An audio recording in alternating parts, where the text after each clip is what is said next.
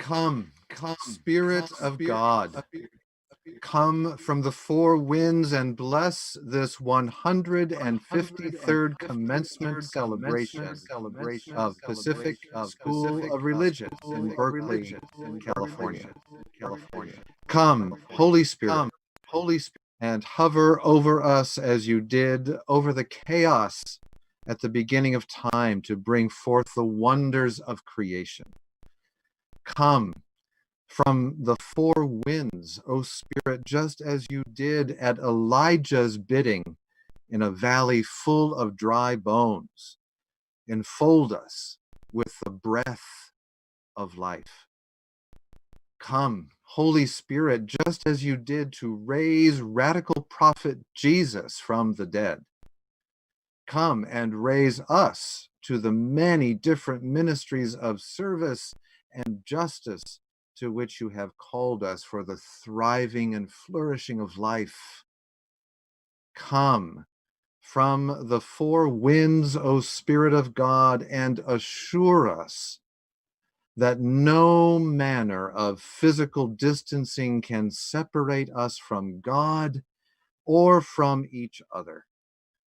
Blow away the fear that clouds our vision, so that we can see all things held together in the very heart of God, and in our seeing to give thanks.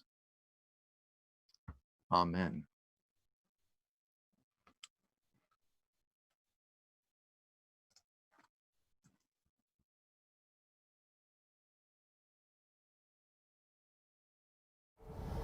When we dreamed about, imagined, planned, and worked toward this day, I doubt this was the commencement we imagined.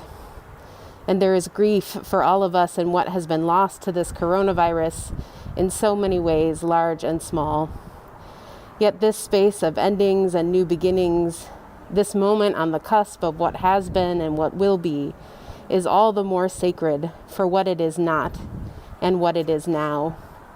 For this sacredness and the opportunity to gather in whatever ways we can, we are grateful. If these COVID-19 days are showing us anything, perhaps it is that grief and gratitude are inextricably interwoven, sacred mirrors of one another.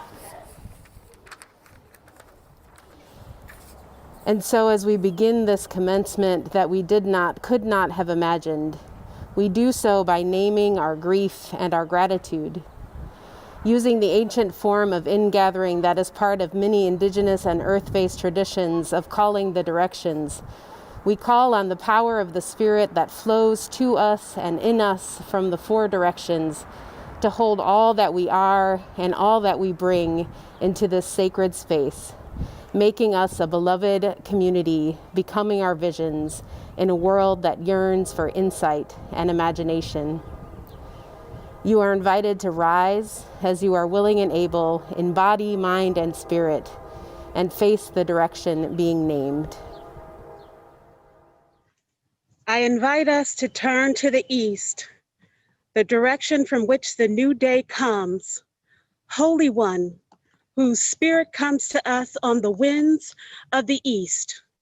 We thank you for the air that fills our lungs, even as we remember those who, in these days of COVID-19, struggle for breath, and those who breathing is no more.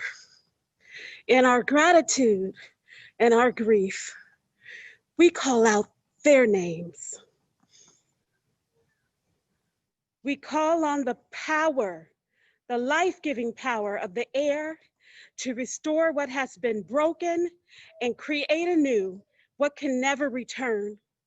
Shine the light of the new dawn on each of us and all creation, so that we might rise and rise and rise with greater wisdom and understanding into the horizon of your justice and love. If I could be anything, I would be the wind.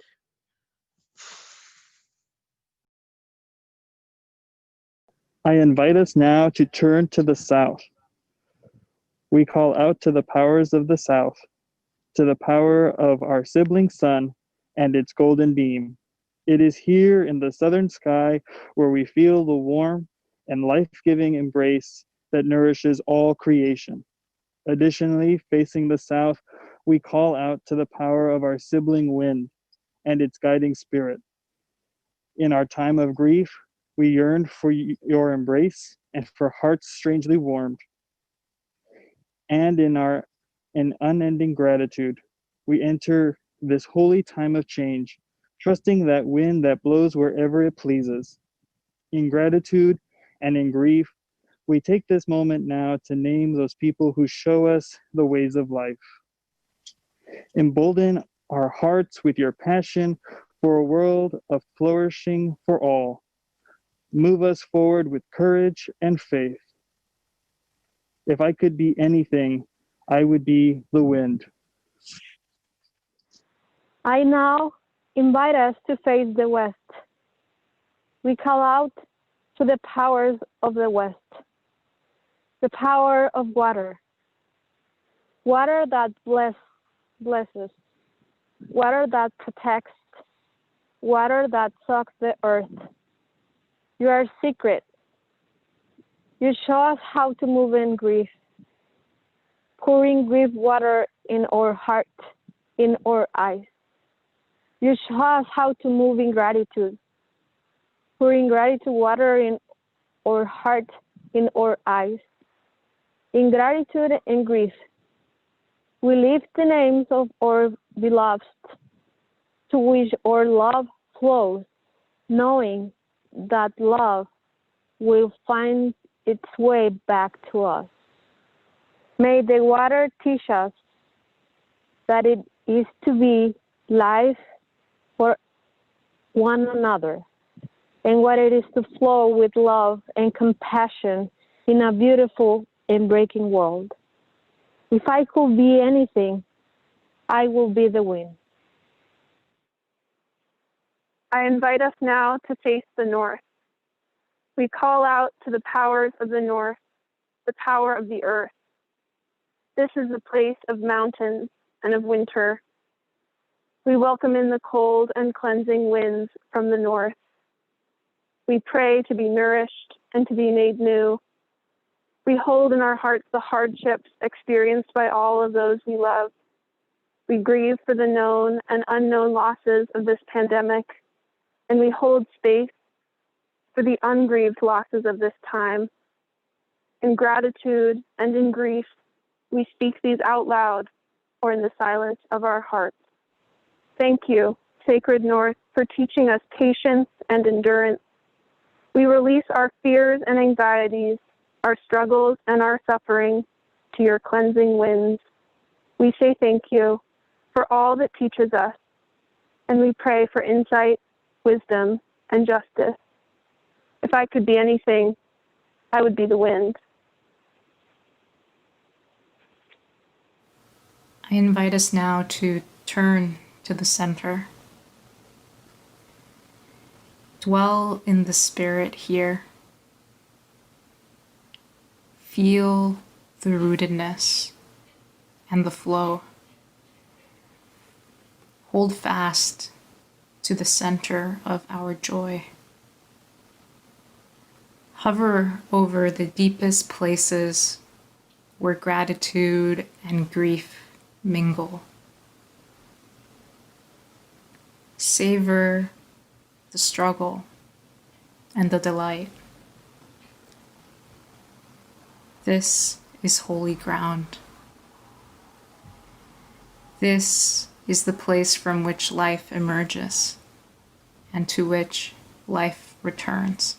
In our gratitude and our grief, we speak the names of the holy and our deepest desires. We call on the presence of all that is holy, just, and compassionate to journey with us in this hour and every hour, weaving together our various experiences into a wholeness that is beloved community.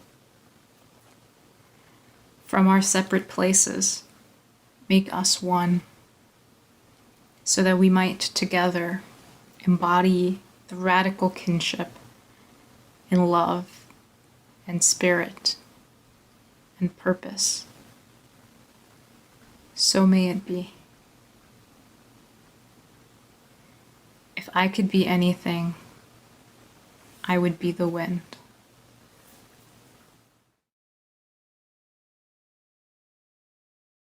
Hi, I'm Stephen Anderson. I'm graduating with a certificate in sexuality and religion, and I see a really interesting future ahead of us.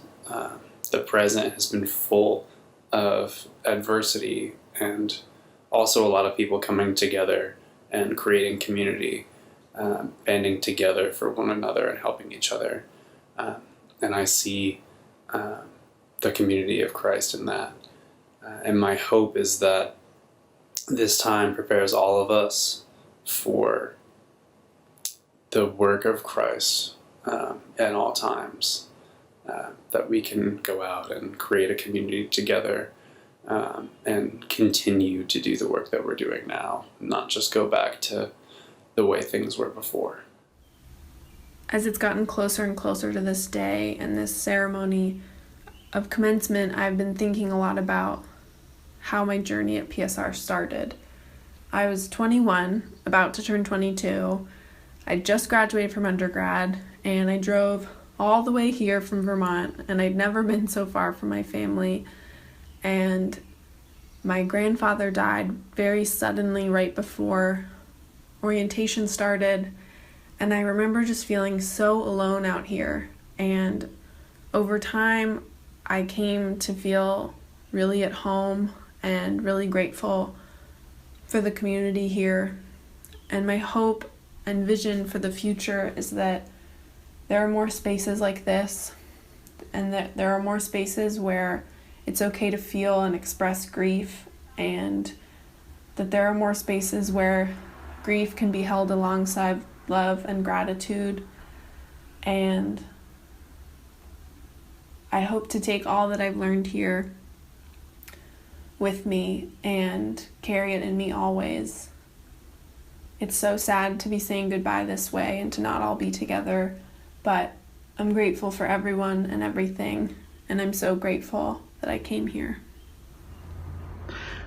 My hope for myself and for the world beyond 2020 is that each of us can learn from the lessons that we've been given in the midst of this pandemic, in the midst of this invitation toward global community. And that most of all, we can listen to the voices of our children, empower them to bless by blessing them, by inviting them to wonder about themselves, about others, about the world around us, and about the sacred. All of this I have great hope for, and I hope that each and every one of us in our hearts and in our minds, in our souls and in our work that we do with one another can build community and bring us peace and blessing and transformation in a new and just society.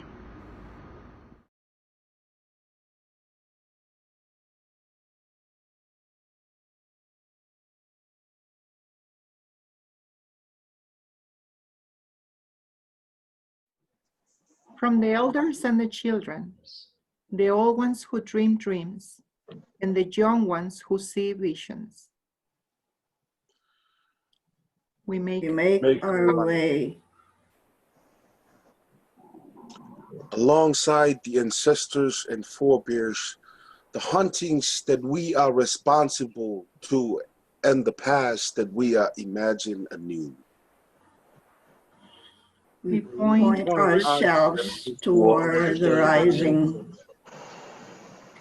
Together with rivers and the trees, the wisdom that guides us and the roots that anchor. We reach for the horizons. These are not the days we envisioned, and even so, these are the days we have been waiting for. Open our eyes, Holy One. These are not the days that fears call our names. Yet even so, These are the days that have been waiting for us. Inspire us to become our visions. So let us mix our tears with honey and cinnamon, tasting the story of struggle that they tell. And the world they imagine. Let us knead together our joys and our disappointments with cornmeal and salt, savoring what will nourish our dreams. And discard the rest. Let us take our hopes and fears and burn them with sage and sandalwood, awaiting the insight that will fuel our callings. And open our hearts once again. These are not the days we envisioned, yet even so, these are the days we have been waiting for. Open our eyes, Holy One. These are not the days that the first called our names, yet even so, these are the days that have been waiting for us. Inspire us to become our visions. Amen. Amen.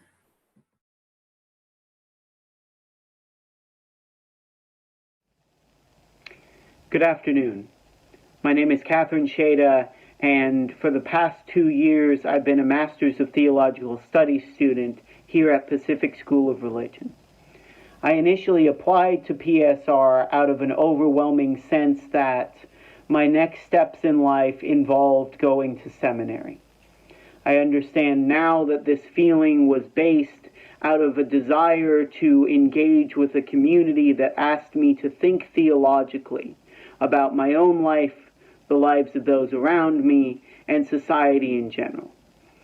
I am incredibly grateful to every member of the PSR community for helping facilitate such deep and rich theological thought. I hope to continue such efforts wherever my next steps take me. Thank you, class of 2020. It's been an indescribable joy. Maralele, to whawhanga to begi o tua e au maunga koe. To the President of PSR, Dean Dr. Susan Abraham, faculty, colleague, Malo Obito. I'm so grateful and I feel prepared. This is one of my visions for ministry.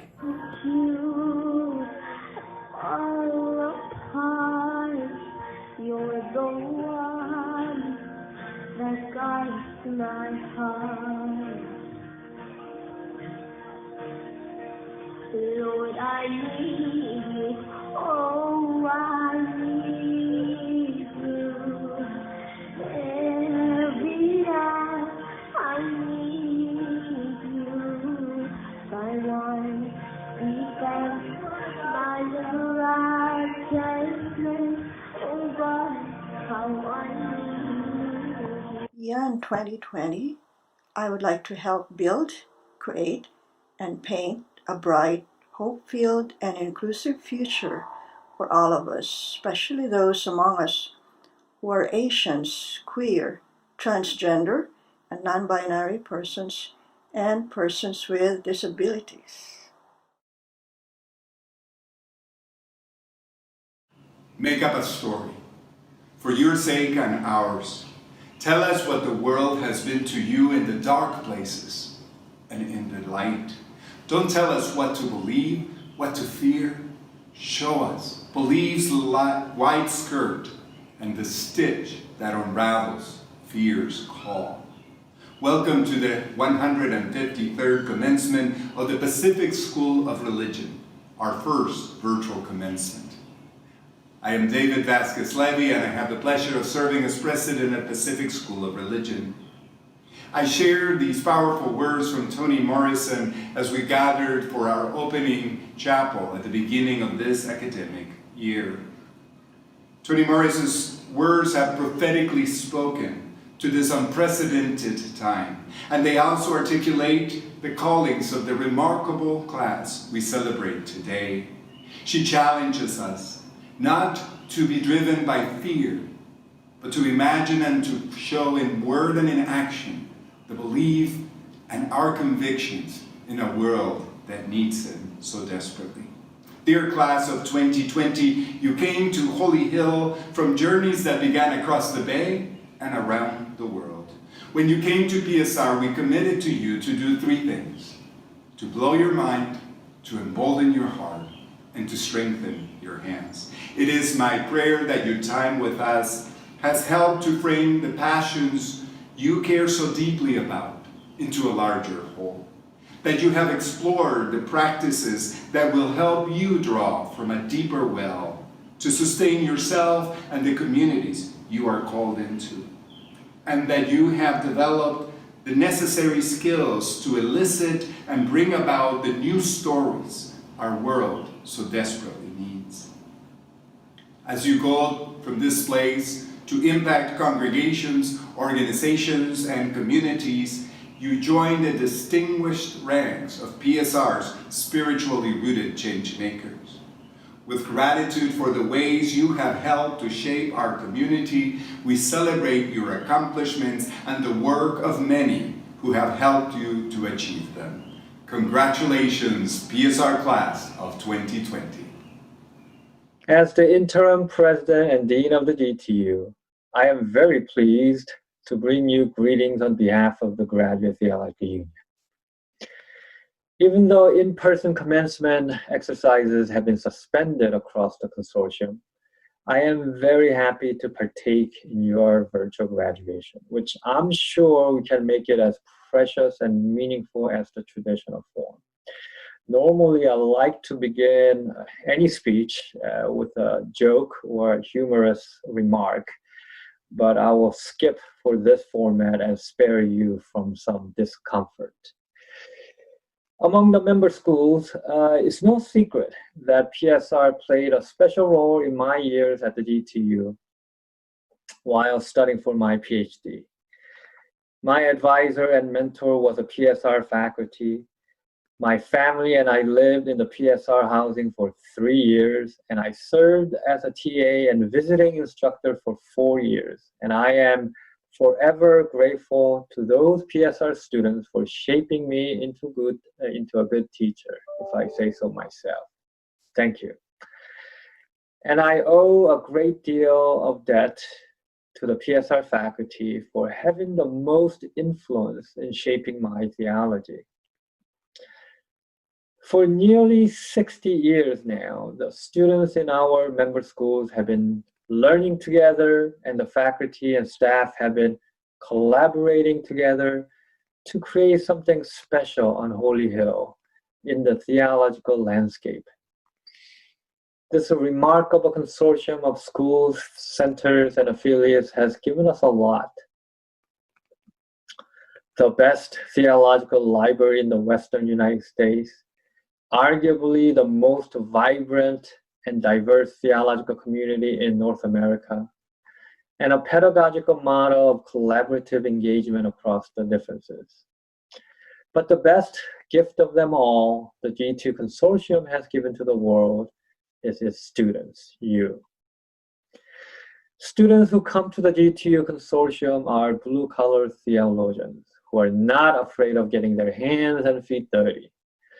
Unlike Rapunzel from the old fairy tale, our students refuse to stay isolated up in the ivory tower, lowering their hair and expecting others to climb up. Instead, our students go down to the village where the people are. Students in our community value passionate doing as much as rigorous thinking. Those of you graduating from Pacific School of Religion this spring both contributed to and benefited from this remarkable community. And perhaps more than any other member schools, the students of PSR embody the unwavering commitment and passion for justice at the GTU. Graduates, on the behalf of all your colleagues throughout the GTU, I offer you congratulations on your accomplishments and best wishes as you embark on whatever adventures await you in the future. We are very proud of you and grateful for what you have brought us in your time here. May you be blessed in this celebration so that you may continue to be a blessing for others. Hi PSR, it's good to be with you. I'm sorry we are not able to meet in person. I've just been thinking a lot lately about how we are in strange times, unprecedented in our lifetime, but as Dorsey Blake would often remind us, we are not in unique or original times.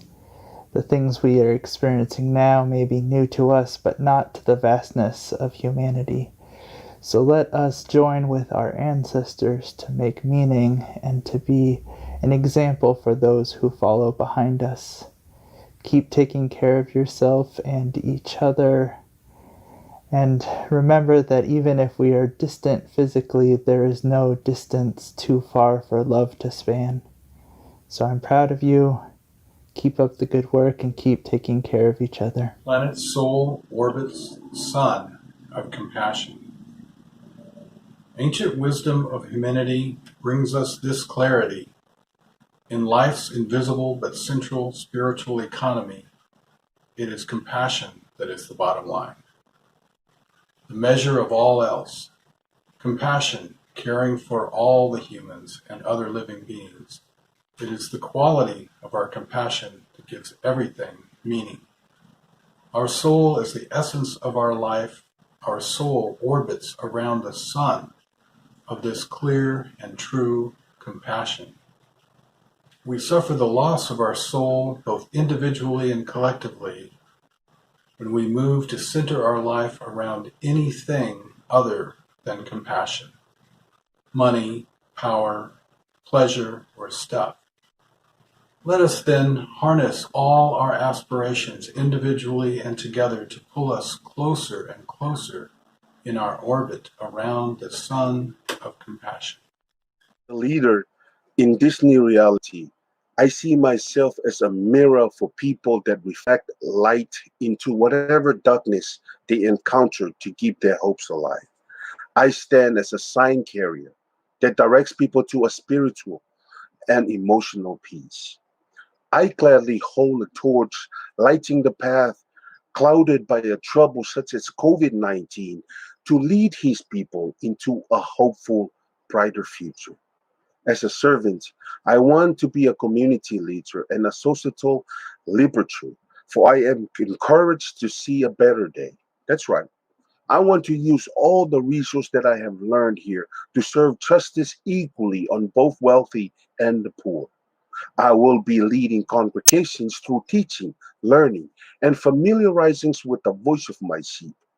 My vision is to become a sanctuary of harmony where everyone is welcome.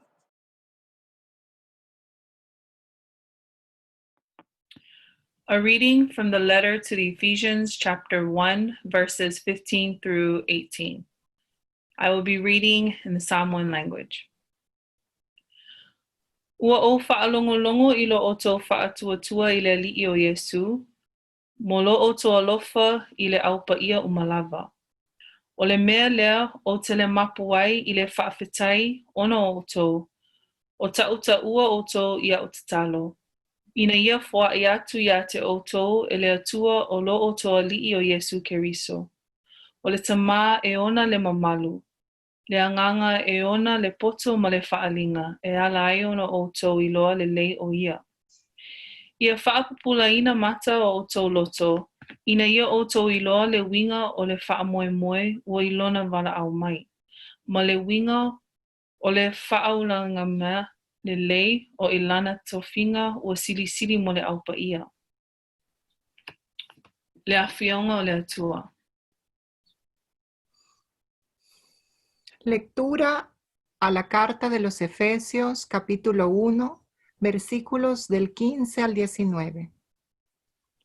Por esta causa también yo, Habiendo oído de vuestra fe en el Señor Jesús y de vuestro amor para con todos los santos, no ceso de dar gracias por vosotros, haciendo memoria de vosotros en mis oraciones, para que el Dios de nuestro Señor Jesucristo, el Padre de gloria, os dé espíritu de sabiduría y de revelación en el conocimiento de Él, alumbrando los ojos de vuestro entendimiento, para que sepáis cuál es la esperanza a que Él os ha llamado y cuáles las riquezas de la gloria de su herencia en los santos. Esta es palabra de Dios. A reading from the letter to the Ephesians, chapters 1, verses 15 through 18. For this reason, ever since I heard about your faith in Jesus and your love for all God's people, I have not stopped giving thanks for you, remembering you in my prayers. I keep asking that the Holy One may give you the spirit of wisdom and revelation, so that you may know love better. I pray that the eyes of your heart may be enlightened in order that you may know the hope to which you have been called, the riches of this glorious inheritance in God's holy people. The word of the Lord.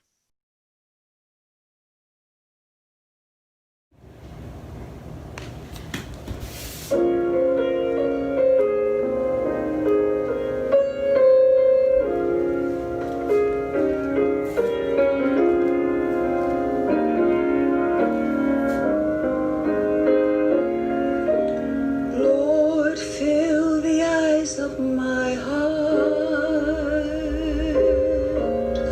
Lord,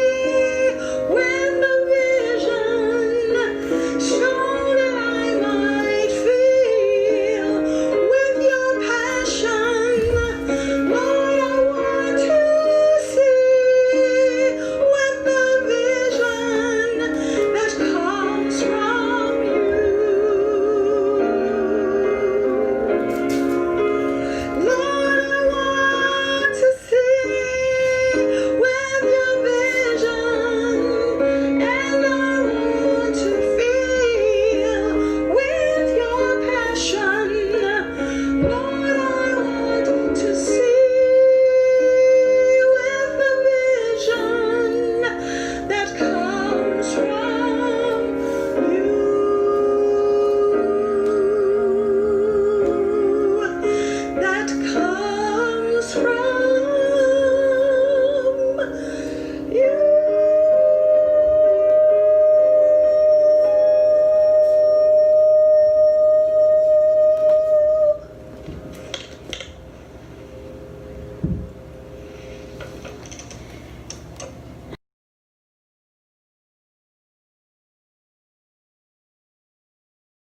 afternoon, everyone. My name is Ursula McClure, and I'm here to introduce our first commencement speaker. Reverend Kamal Hassan is a spiritual leader, educator, and community servant.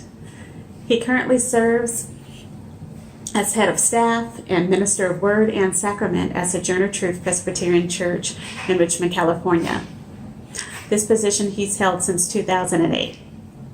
He is also a board member and the co-spiritual director of the One Life Institute for Spirituality and Social Transformation, based in Oakland, California. He has served for 3 years as a campus pastor and 2 years as an adjunct professor in the Community Engaged Learning Department at Pacific School of Religion.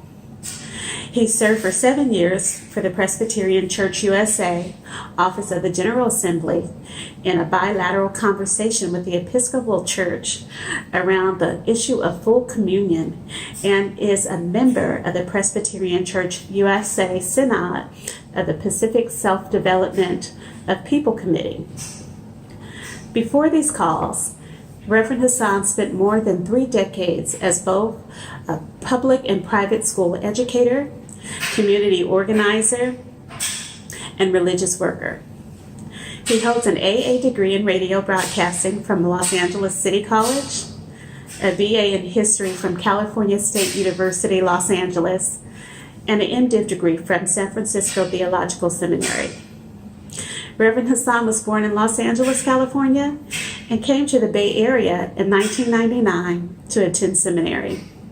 He has been married for 30 years to his wife, Makini Isoki Hassan. They have 2 adult children, Jonathan and Stephanie, and 1 grandchild, Ryan. I have been blessed to receive the wise counsel from Reverend Hassan as a campus pastor. I have benefited from his sage advice and also his sharp acumen also in the classroom as a student. I am pleased and honored to introduce to you and present our commencement speaker for the hour, Reverend Kamal Hassan. It is a pleasure for me to introduce our second commencement speaker, Grace Gilliam. She's the Associate Director of Community Engagement at Pacific School of Religion.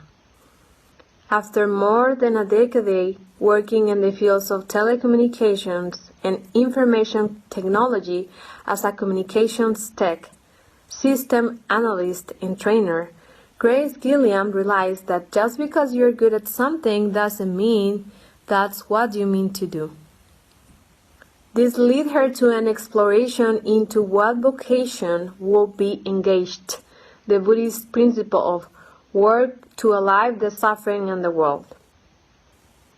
After studying contemplative psychology at Naropa University in Boulder, she completed her Master of Theology at PSR with emphasis on psychology and religion in 2010. Grace joined the staff at PSR as Associate Director of Field Education and Contextual Learning in 2012. She now serves as Associate Director of Community Engaged Learning. During her time at PSR, Grace had been able to name and express her calling as an administrator. As a Buddhist, she also took her Bodhisattva vows in December 2017 at East Bay Meditation Center and was given her Dharma name, Shining Practice Heart Mind. She finds that both administry and shining practice are a continuation of her original call to being graced. It is an honor for me to present one of the warmest souls of the PSR community. She's an extraordinary co-worker who believes in practicing her faith full on in her work and in her personal life. Grace, we appreciate your friendship. We all of its rich support and compassion. Your loving spirit and pure heart are a bless to everybody's life that you touch. Beloved, Grace Gilliam. Good afternoon. I wish to begin by expressing my gratitude to the graduating class of 2020 at the Pacific School of Religion for inviting me and my dear colleague Grace Gilliam to address you today. It is quite an honor for both of us. I want to start my remarks by sharing with you some wisdom I found in a fortune cookie. About 2 months ago, just after the shelter-in-place order was given in our region, my wife and I ordered some Chinese food delivered. And after the meal, I took up one of the fortune cookies and I opened it. And the little slip of paper that fell into my hand expressed a deep spiritual wisdom. It said, "Stay close to your inner self, and you will benefit in all ways." Stay close to your inner self, and you will benefit in all ways. Well, I have held on to that sliver of spiritual wisdom. I have it now in the den where I work from home on our desktop computer. It's just below the monitor there. And whenever I'm sitting there in front of the computer and the paper is there, I pick it up and look at it, and I'm reminded of that beautiful guidance. Stay close to the inner self. And I see a very important parallel that the author of Ephesians uses as a teaching tool for the people who will hear the words that were produced in Ephesians, by saying the prayer is that the believers would see through the eyes of their hearts what is the love of Christ Jesus, faith in Christ Jesus, and love for all of God's people. Inner wisdom, seeing through the eyes of the heart. One, with faith in Jesus, and two, the loving kindness in living with all beings. Now, this bit of wisdom was given to these believers through the Ephesians passage so that they would know God's glorious inheritance in love for all believers and the hope of God's call. And that's what we wish for you today, the hope of God's call. So seeing beyond our current situations and visioning and becoming what we vision is a part of a spiritual path where the heart is the center of both wisdom and revelation. It is the place where we meet God because we are formed with the dust of the divine. We are fearfully and wonderfully made. And there is an inner oasis of God's presence in each person. There is an altar in the body where God meets us. And that altar is the human heart. That is the altar of the soul. And it is the place when we consider calls to ministry. That altar of the soul is the place that we should look first for God's guidance. Because in our hearts, that altar of the soul, God resides in us most powerfully and most deeply and guides us most transformationally. You see, in the Christian wisdom tradition, becoming is not an event.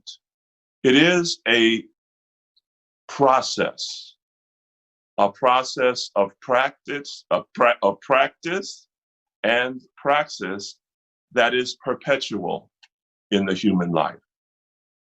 That is so because the original authors of these texts that we are talking about now, and the audience for these texts in Ephesians, they had a certain thinking about what it meant, what they heard when someone said, "See with the eyes of the heart." Their understanding may be different from a lot of the ways that we understand those same words today, because for them, the heart was more than the organic center of the human person, and it was more than the emotional center of the human person. For people in the ancient Near East at the time of these words, the heart was the spiritual wisdom center of the human person. It was where God communicated with us most closely and most powerfully. Wisdom scholar Cynthia Bourgeault describes this way of thinking with these words. In wisdom, the heart is primarily an organ of spiritual perception, a highly sensitive instrument for keeping us aligned as we journey along the horizontal axis of our life in time with the vertical axis of timeless reality, the realm of meaning, value, and consciousness. So what she's describing here is something I like to call a holy geometry. This holy geometry has a vertical axis, which is our relationship with the divine. And it has a horizontal axis, which is our living and being with other beings on our planet through our life on Earth. So the axis between these lines, the intersection of these lines, is the source of wisdom and revelation. It is the way of becoming and seeing beyond our nows, way up to God's not yet.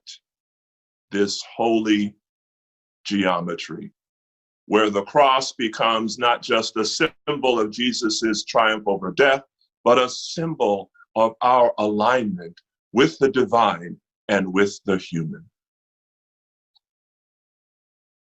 I hear now even the echoes of Jesus's answer to a question about what are the two things that are most important in life? What's more important than everything else?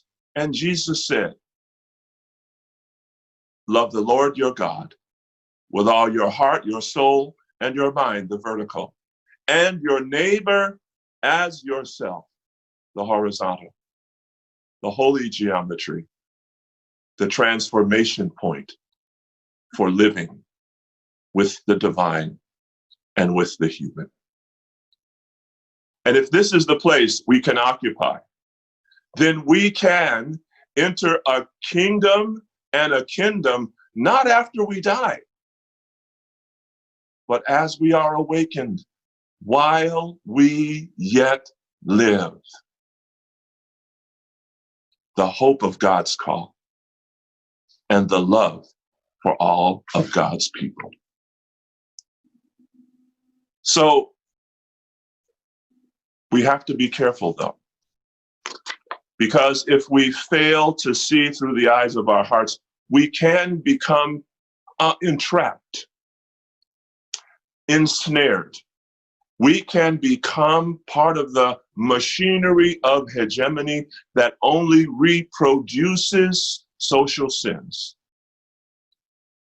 I'm speaking of the social sins of white supremacy and patriarchy and capitalism and heteronormativity that don't expand life but limit us, that don't lead us into God's not yet, but trap us in yesteryear, where we are unable to become our visions and see beyond the now,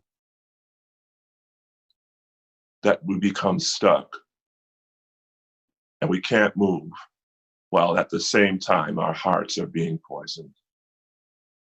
Oh, this isn't the place for visionary leadership, does not spring from here. Seeing beyond does not come from here. And so we must be careful that we endeavor always to see through the eyes of our hearts.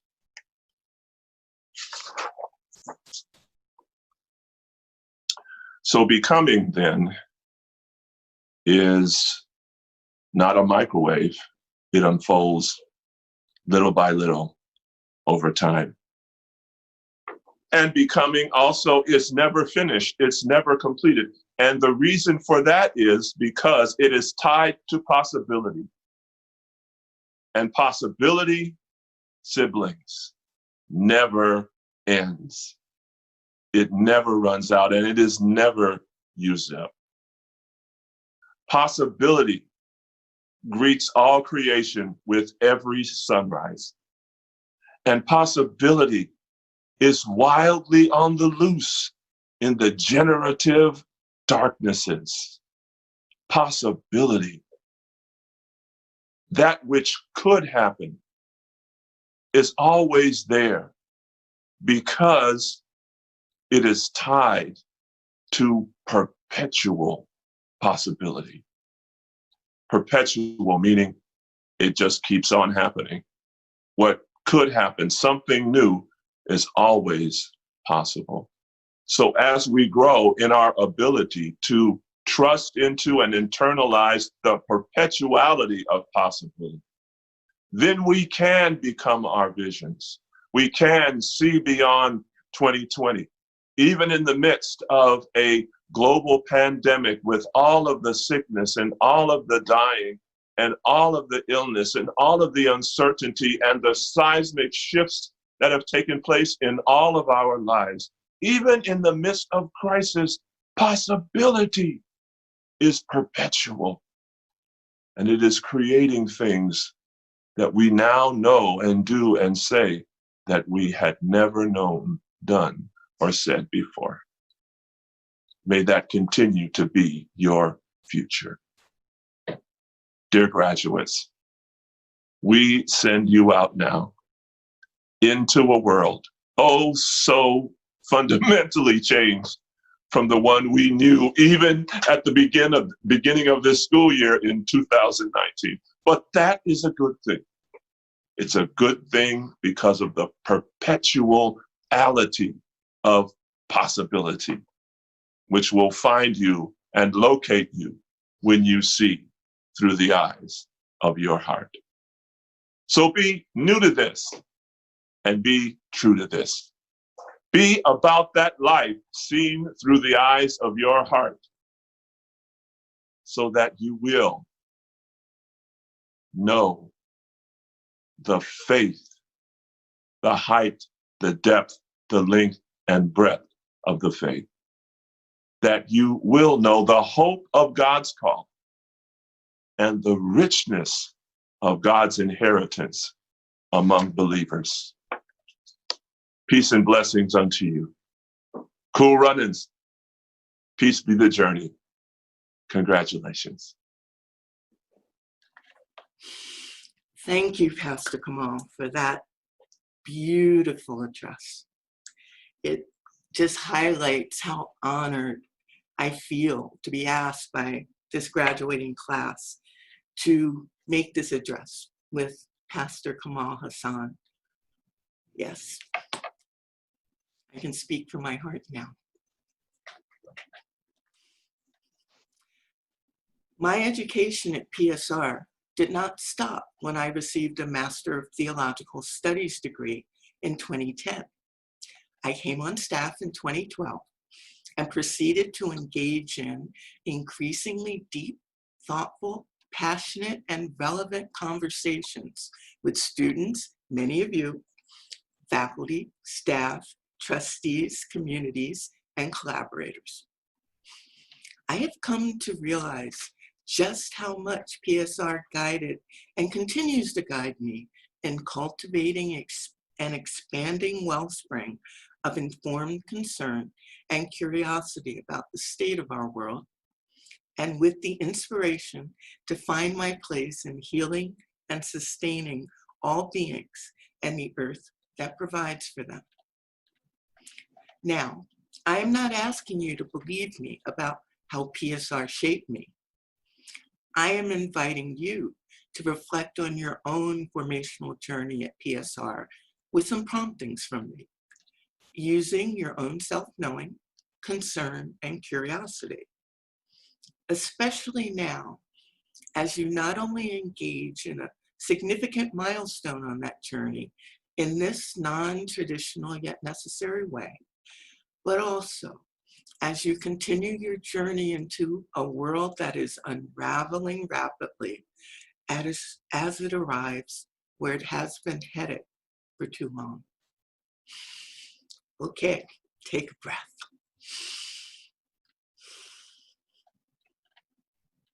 The primary aspect of this milestone in your journey that I invite you to reflect on is the state of unknowing. I use the term unknowing in a very specific way. I don't mean not knowing while in the process of finding out. While that is a very necessary skill for authentic inquiry, I mean unknowing as that state of being in relationship with that which cannot be known with any cogent or systematic understanding, nor with any certainty or guarantee. Unknowing as that which you do not know because it cannot be known, even as it unfolds relentlessly before you. Cannot be known, full stop. In truth, this state of unknowing can be exceedingly uncomfortable, inescapably humbling, and even almost unbearably terrifying. And yet, unknowing has such an inescapable presence that we forget over and over again that it is a never-changing part of the human condition. Humans are not omniscient. We cannot know with unchanging certainty or ultimate guarantee. Given this circumstance, I invite you to consider that cultivating the ability to abide in unknowing could empower and sustain you. Again, please don't believe me. Just stay open to this invitation. I suspect that by the end of my address, you will find it an oddly familiar one. I'll return to this commencement moment. In the best of times, completion of a degree is fraught with uncertainty about what the future holds and whether one is prepared enough to engage it successfully. You, however, have been on a more deeply significant and transformational journey, one where you have been encouraged to use knowledge, praxis, community, spiritual practices, and self-reflection as a transmutational process of discovery and formation into who you are meant to be in the world. Please note I said who you are meant to be, not what you are meant to do. I assume you came to seminary with the intention to discover, articulate, practice, and confirm how you can bring various works of love, justice, and healing to the world. I am going to pivot the focus of that very beautiful intention just a bit. I assert that you came to seminary to discover, articulate, practice, and affirm formation of the who you are that has been called, in all the specificity of your unique intersection of being, and becoming, to join the community co-creating a world that is loving, just, equitable, and thriving, called as a preciously whole, right, and needed component of this body, this covenant of intention, called not as a finished product, but as a being who, through disciplines of knowledge, exploration, and spiritual discernment, has the capacity to continue to hear the call, and with practices to do so with integrity and humility. Now, can you know exactly who that you is and what position in the confluence of need and intention you are meant to fulfill? If you think you can know this with full certainty and guarantee, I strongly invite you to reflect on how you see your relationship to the divine and how God acts in the world in covenant with us and through us. Or, as a Buddhist, I invite you to consider the teachings on impermanence and no fixed self. This formation is one of being called to be exactly who you are, acting in the world to bring forth a treasured outcome in ways that you cannot foresee. This is the state of unknowing. We cannot know. While the essence of knowing can be an existential inquiry, I mean, we cannot know as a holy mystery. In this holy state of unknowing, we can only cultivate our ability to recognize, be receptive to, and with discernment, give our best unique self to whatever is before us. I recognize that this guidance is neither particularly cogent nor comforting. Still, there it is. The holy state of unknowing is with us always, whether we attack it with critical analysis, ignore it with habituated thoughts, or succumb to it with passive acceptance. However, being a holy mystery, there is value in contemplation and yielding with agency to the state of unknowing. You can cultivate abiding in unknowing. Now I bring this invitation of self-reflection to what I said may be oddly familiar to you. As a Buddhist, hanging out with you all in this crucible of theological inquiry, I have come to relish the ways that you illumine and enliven the wisdom found in the sacred stories of Christian scripture. I am especially enamored with the story of Pentecost, the image of the Holy Spirit sweeping through the room, lighting a flame above each disciple's head, for me, has come to represent a profound and beyond comprehension gift of mystical receptivity. By receptivity, I mean a reverent and participatory witness to the mystery of revelation. Rather than some science fiction-y power of universal language translation, in my view, the disciples were given the affirmation that they had indeed received the teachings of Jesus and were empowered to bring these teachings into the world through the specificity of exactly who they were in that moment, with the capacity to reach people where they lived and to invoke metaphors and rituals the recipients could understand and embrace. The disciples were never told exactly what to do or say.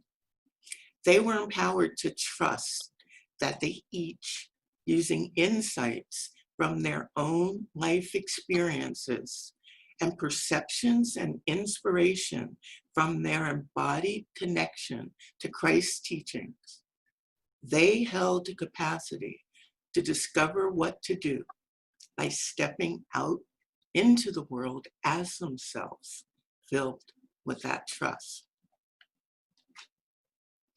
You, dear ones, no matter how joyous, confused, inspired, wary, and/or anxious you are right now, you have arrived at your own personal moment of Pentecost. This is not necessarily soothing.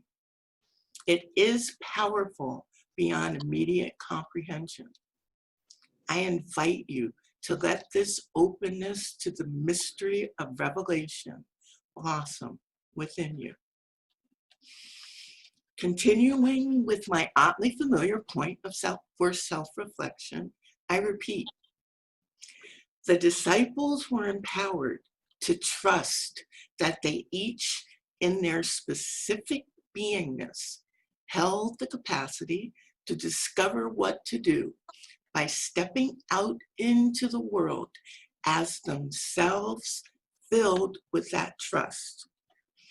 As you can imagine, that trust was not a font of ultimate confidence. It was the trust of the limited human willing to yield into being an active participant and conduit for the love and wisdom of the infinite divine to be reached, received, and enacted in the world. It was an unfurling of a capacity to abide in infinite unknowing. With the insight that this community at PSR has offered and inspired in me, I can only conclude this quality of trust is the active practice of faith. An active practice of holding a boundless intention to heal the world beyond the limits of our capacity to know exactly how to do so, how long it will take, or if we will recognize it when it does occur. A boundless, not heedless, not compulsive, and unrelenting intention that one continues to hold, whether strongly or feebly, or unknowingly in any given moment. An unrelenting intention, living in companionship with our ever-changing bouts of confidence, doubt, and despair. The gift of the Pentecost is also the gift of being continually resurrected to the capacity to actively practice faith.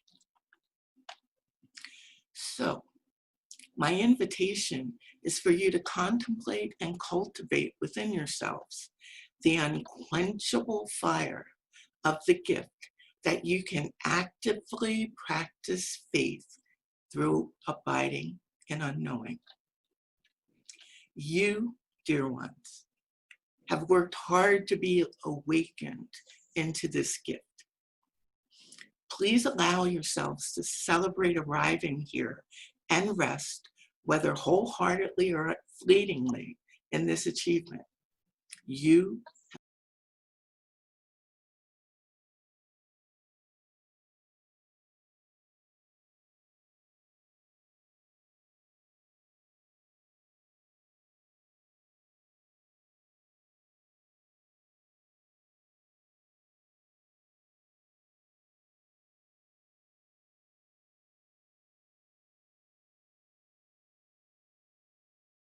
into the world as themselves, filled with that trust.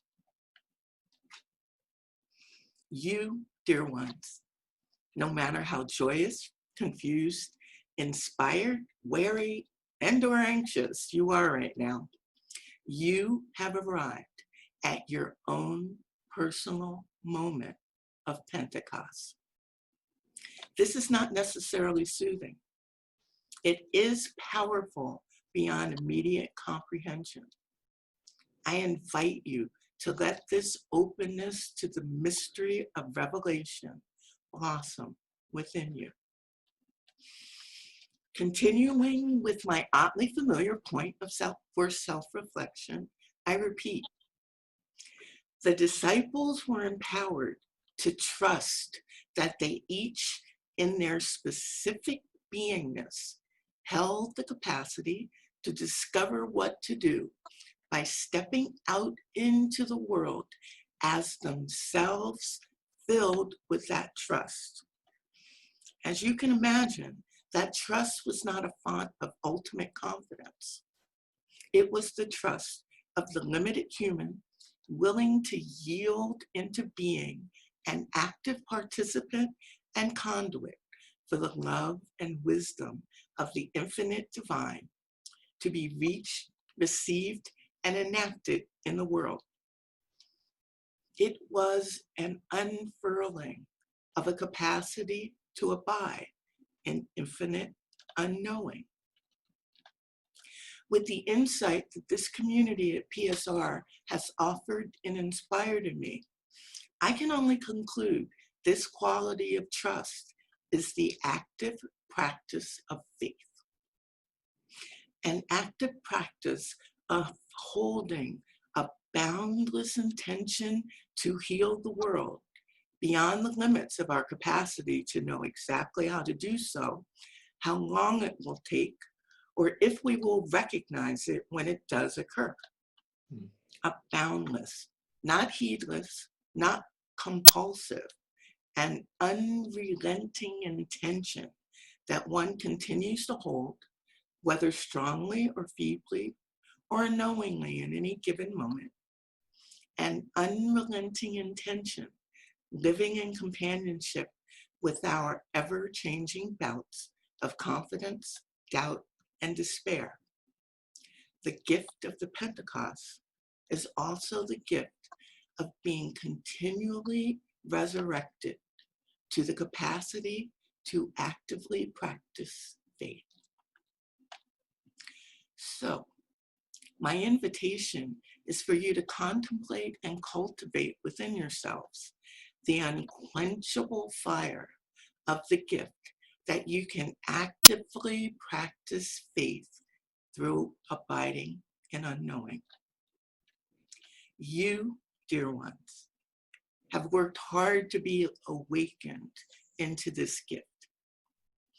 Please allow yourselves to celebrate arriving here and rest, whether wholeheartedly or fleetingly, in this achievement.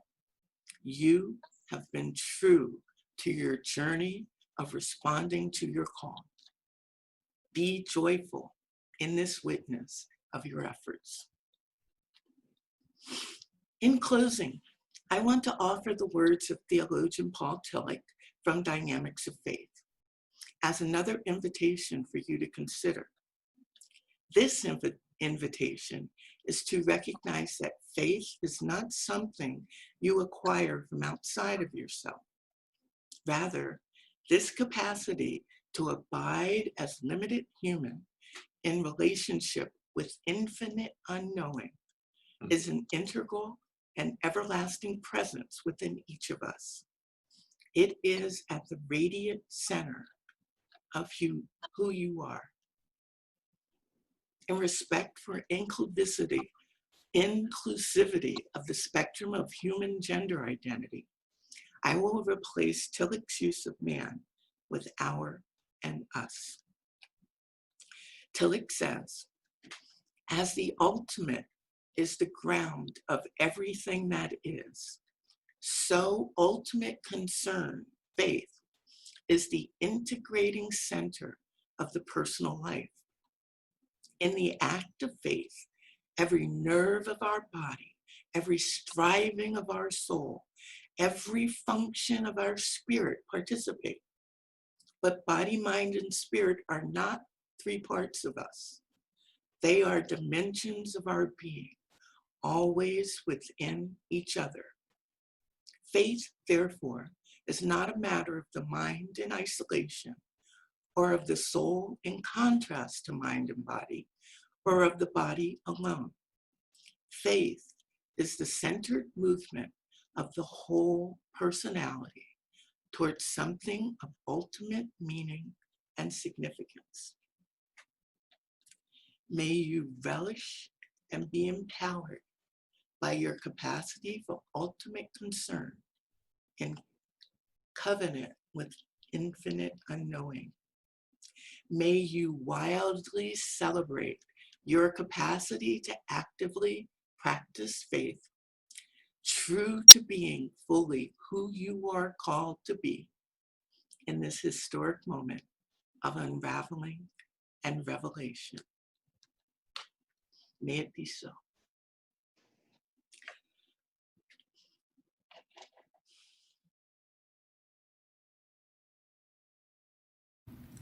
Hello, my name is Jocelyn Kears High.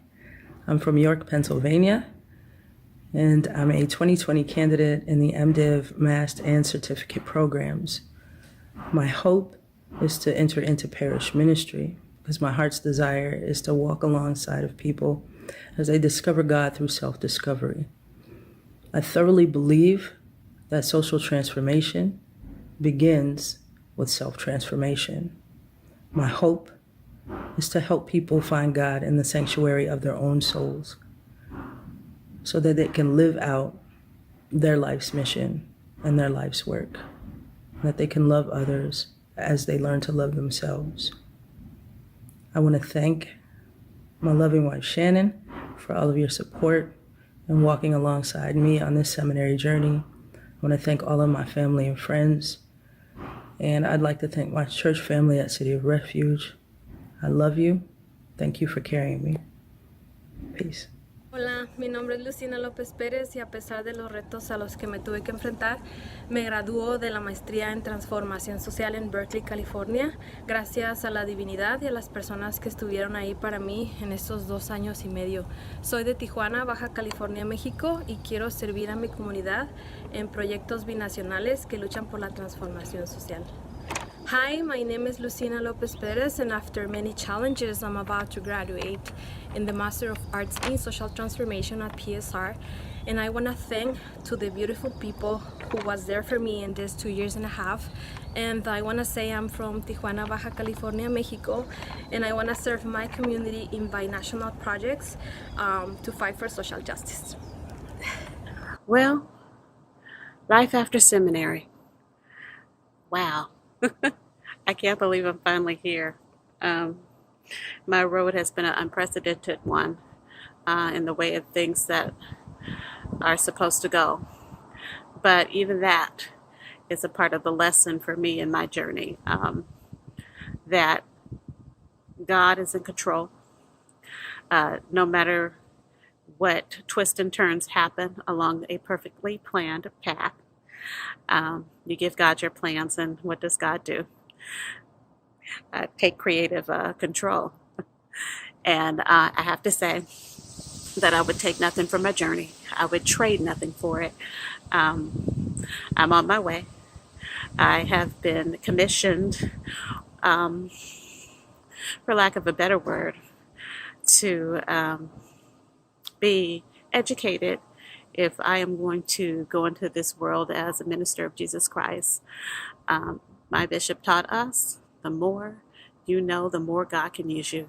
And so at this point, I can truly say, Lord, I am available to you, and I'm ready to serve in a more excellent way. Thank you, PSR. This year has been extraordinary beyond words on so many levels. The COVID-19 pandemic has had a life-altering global impact, and our PSR community, students, staff, and faculty has not been excluded from that impact. Students and members of their families have experienced the reduction of work hours and decreased income to meet basic needs. Our students have been amazing in leading the way to provide meals and a student food pantry in the wake of the conclusion of our dining hall services. This year's senior class gift will go to the existing Emergency Support Fund, with a particular emphasis on providing assistance for students who have experienced financial loss during COVID-19, and also to help adequately stock our student food pantry for the summer and beyond. We, the PSR graduating class of 2020, invite you to support this fund. To make a donation, please go to psr.edu/give and select Senior Gift Fund under Gift Designation. Thank you in advance for what we know will be another expression of the PSR community's generosity. In view of such great need, we pray that this will become one of the largest senior class gifts in the history of PSR. Thank you for your gifts. As Vice President of Academic Affairs and Dean of the Faculty, It gives me great pleasure to announce the names of students who received our annual awards for distinguished contributions to the life of PSR through papers, sermons, community participation, and leadership. These awards were presented during Graduates Chapel this past Tuesday. You may find the descriptions of these awards in the commencement program. The following award recipients were selected by nomination and votes of the faculty.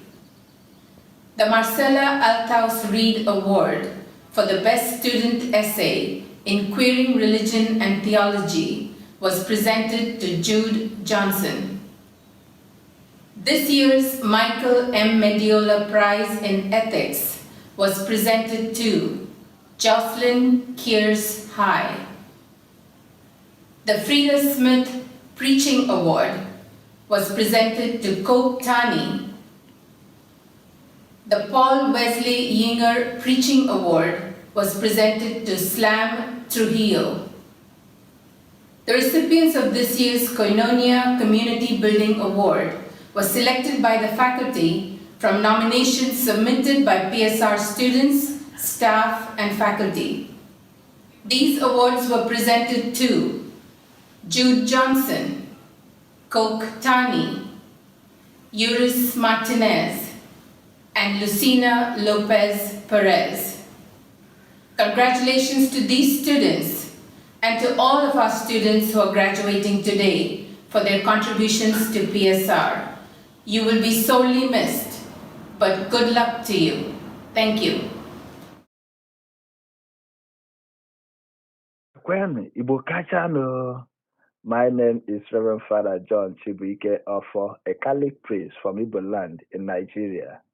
I thank God for the opportunity that God has given me to be part of this history-making celebration of 2020, where I am a celebrant. I thank God also for the journey of life, which I have started with my brothers and sisters from different diversity, where we seek for one common goal, promotion of justice. My inspiration is to continue with this work of justice, especially in building a kind of relationship between culture and religion, mmekọ omenala na ụka n'ala Igbo, for mutual exchange and enrichment. That's my dream. That's my prayer. Wherever God may take me, wherever life may take me, that I may continue in that journey. Dalu Nendebayo, Mamana. God bless you. Hi, my name is Nicole Santamaria, and my pronouns in this special day are we, our, ours. What a commencement we have, my dear cohort.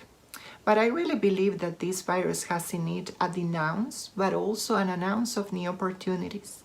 An invitation to see inside of us the things that we need to change, not only in us, also in this world, in the world that we need to see happen. So if this virus has changed everything, nor academia, nor our work, not even our own selves can be the same.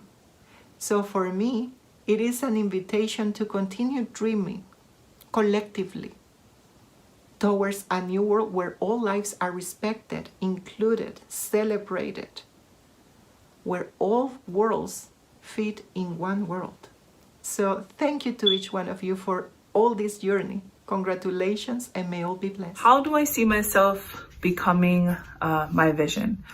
All right, so 2 years ago, before I started the MAST program at PSR, my vision was specifically to work with the youth.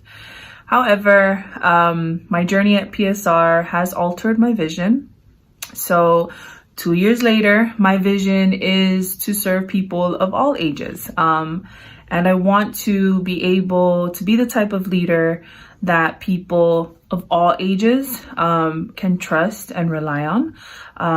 I want to make sure that I can make a difference in the world through serving others in a loving, fierce, and compassionate way. And I hope I can do this. Thanks.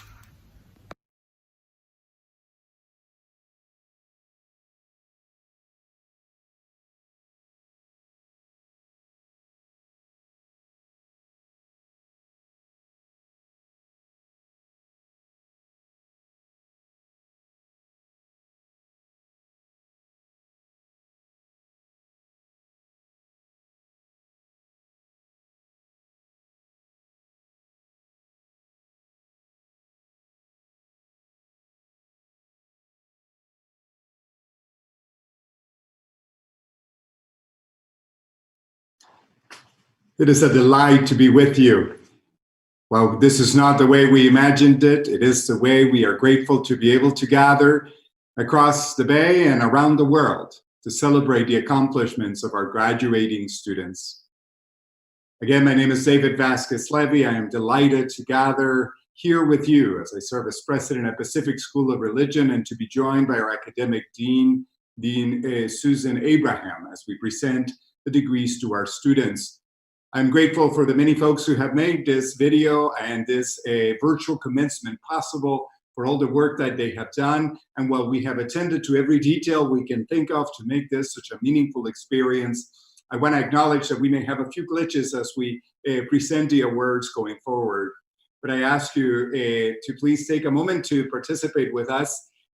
One option you may have is, as each student is called out and they are joined by their advisor, as we recognize them and award them their degrees, that you can have an opportunity, if you are able to take a picture of your screen capture of this moment for them as well. So I'll turn it over to our dean as we begin the presentation of certificates and degrees. Thank you, Mr. President.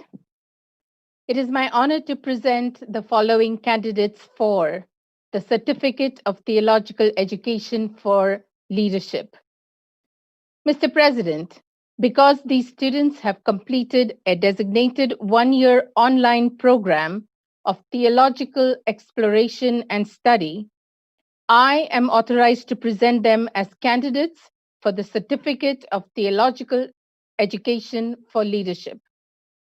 In their cases and in others to follow, it is understood that graduation is contingent upon completion of all academic requirements at the end of this academic year.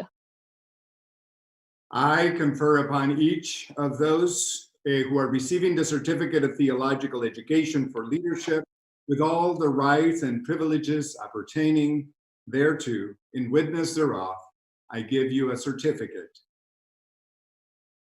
James Barr, in absentia. Adam Dean Lassen, in absentia. Will the candidates for the Certificate of Sexuality and Religion please rise? Mr. President, because these students have completed a designated course of study with specialized training in sexuality, sexual orientation, gender identity, and religion, I am authorized by vote of faculty and the trustees to present them as candidates for the Certificate of Sexuality and Religion. In the name and under the authority of the faculty and trustees of Pacific School of Religion, I confer upon you the Certificate of Sexuality and Religion with all the rights and privileges appertaining thereto. In witness thereof, I give you a certificate. Stephen Nathan Anderson. Congratulations, Stephen. Thank you, President Levy.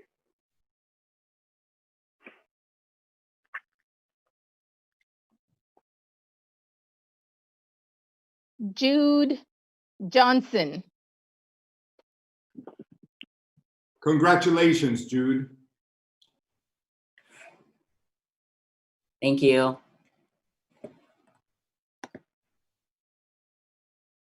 Ursula A. McClure. You're broke. Congratulations. Yeah, everyone else is in absentia.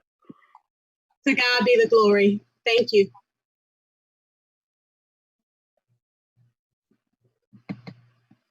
Will the candidates for the Certificate of Spirituality and Social Change please rise? Mr. President, because these students have completed a one-year immersive course of study integrating theological reflection and spiritual formation with leadership for social change, I'm authorized by vote of faculty and trustees to present them as candidates for the Certificate of Spirituality and Social Change. In the name and under the authority of the faculty and trustees of Pacific School of Religion, I confer upon you the certificate of spirituality and social change, with all the rights and privileges appertaining thereto. In witness thereof, I give you a certificate. Jocelyn L. Kears High. Congratulations, Jocelyn. Thank you. Lucina Lopez Perez. Felicitaciones, Lucina. Gracias. Y se pudo.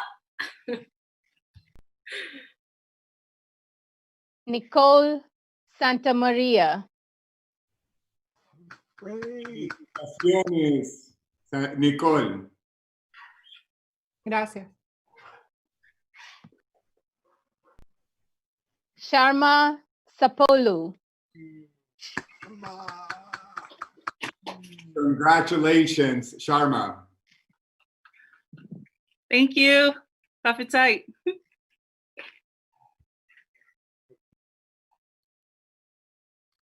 I present the candidate for the Certificate of Advanced Professional Studies. Mr. President, because the student has completed a designated course of theological study beyond what is required for the Master of Divinity, I am authorized by vote of the faculty and trustees to present them as a candidate for the Certificate of Advanced Professional Studies. In the name and under the authority of the faculty and trustees of Pacific School of Religion, I confer upon you the Certificate of Advanced Professional Studies, with all the rights and privileges appertaining thereto. In witness thereof, I give you a certificate. Kiona Sakil Lazenby.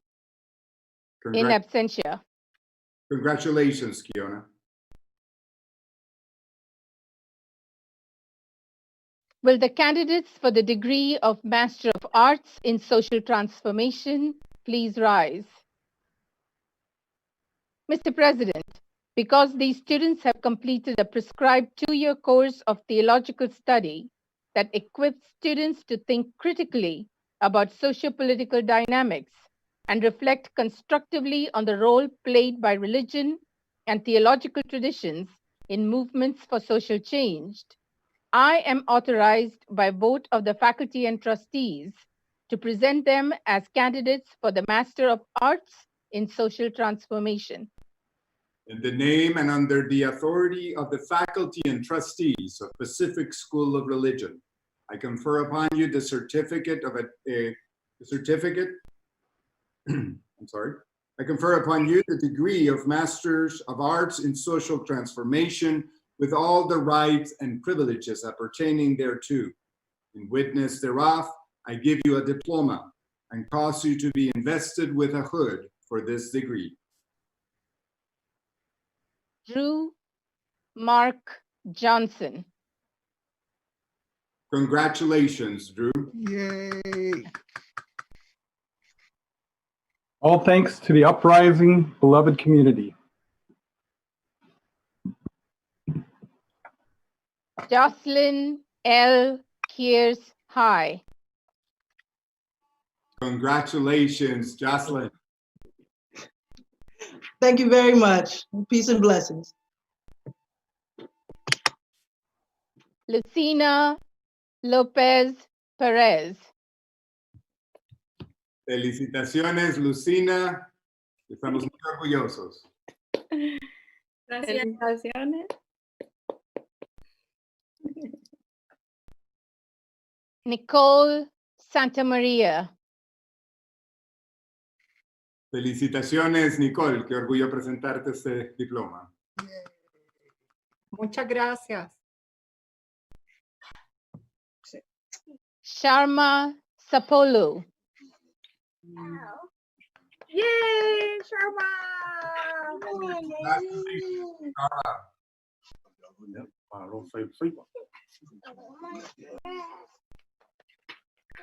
Viele atua.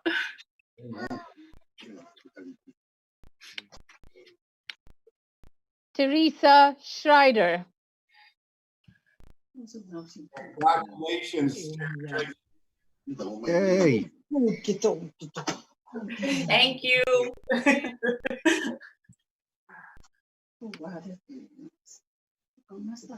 Will the candidates for the degree of Master of Theological Studies please rise?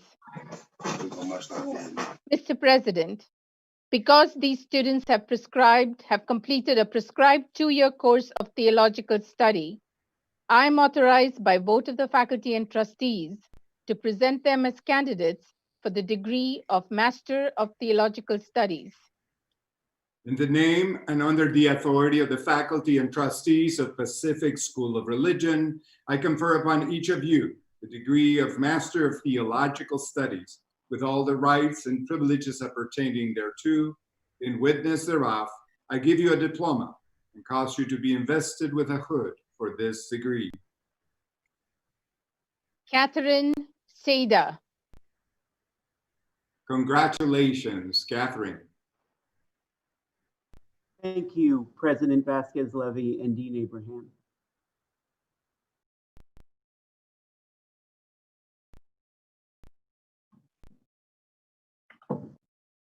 Drew Mark Johnson. Congratulations, Drew. Love wins. Claudia Marie Mosby. Yay, Claudia. Congratulations, Claudia. It's not letting me start. It's not working. There we go. We are. Thank you, David. If I could be anything, I would be the wind.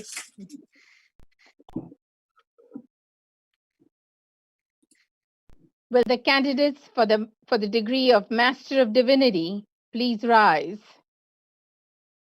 Mr. President, because these students have completed a prescribed 3-year course of theological study, I'm authorized by vote of the faculty and trustees to present them as candidates for the degree of Master of Divinity. In the name and under the authority of the faculty and trustees of Pacific School of Religion, I confer upon each of you the degree of Master of Divinity, with all the rights and privileges appertaining thereto.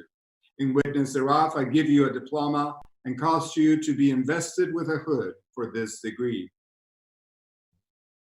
Grania McCormick Buchanan. Congratulations, Grania. Yay! Thank you. Siona Palavai. Yay! Go Siona! Go on, Siona, so we can see you. Thank you. Yeah, we did it!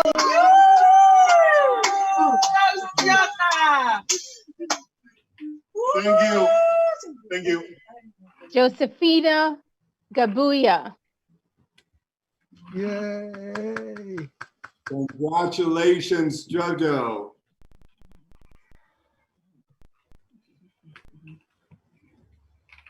Daghang salamat. Thank you, PSR. Thank you. You're welcome. Alex Hayder Winnett. Come. Alex. Congrats, Alex. We did it! Yay!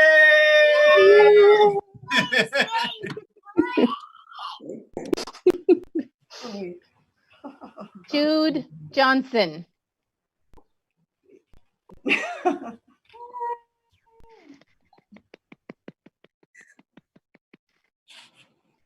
Congratulations, Jude. Thank you. Solisi H. Kanungata.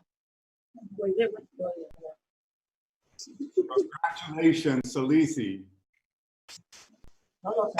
Que ona bela la misma Claudia Mawaipe. Amen. Thank you.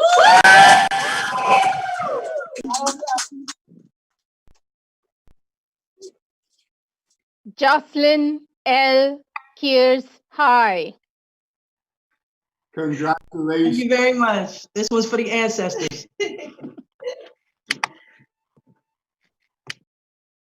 Joseph D. Kwan in absentia. Yuris Martinez. Felicitaciones, Yuris. Gracias, David.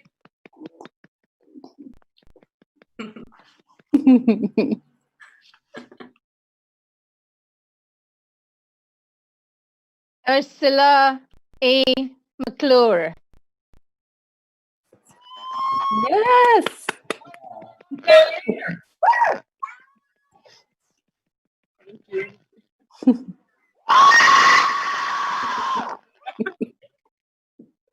Angel Rivero. Angel, yay! Felicitaciones, Angel. Gracias, David, Dean Abraham, Dr. Johnson, thank you. Yay! Colleen Koch Tani.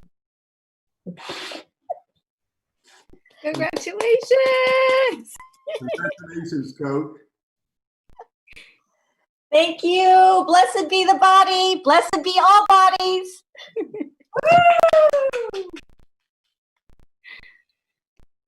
Lam Trujillo in absentia.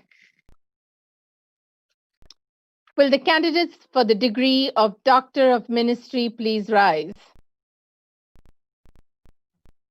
Mr. President, because these students have completed a prescribed course of graduate professional study that integrates research on praxis with theoretical analysis and theological reflection for the good of communities of faith, with the presentation of a thesis, I am authorized by vote of the faculty and the trustees to present them as candidates for the degree of Doctor of Ministry.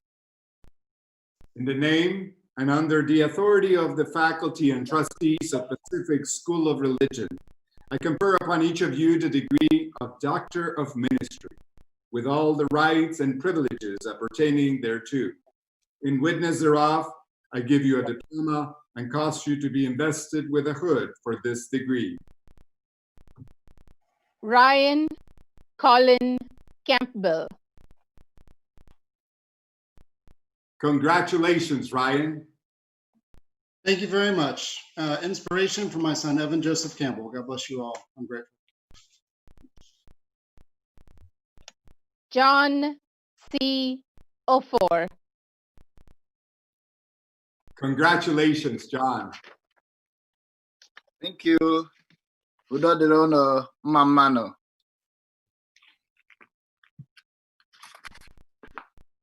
Congratulations to the class of 2020. You have journeyed through a remarkable journey together. We are grateful and cannot think of better companions for this time and in this world. You join a remarkable group of folks who will be part and will continue to be part of the spiritually rooted change makers the world so desperately needs.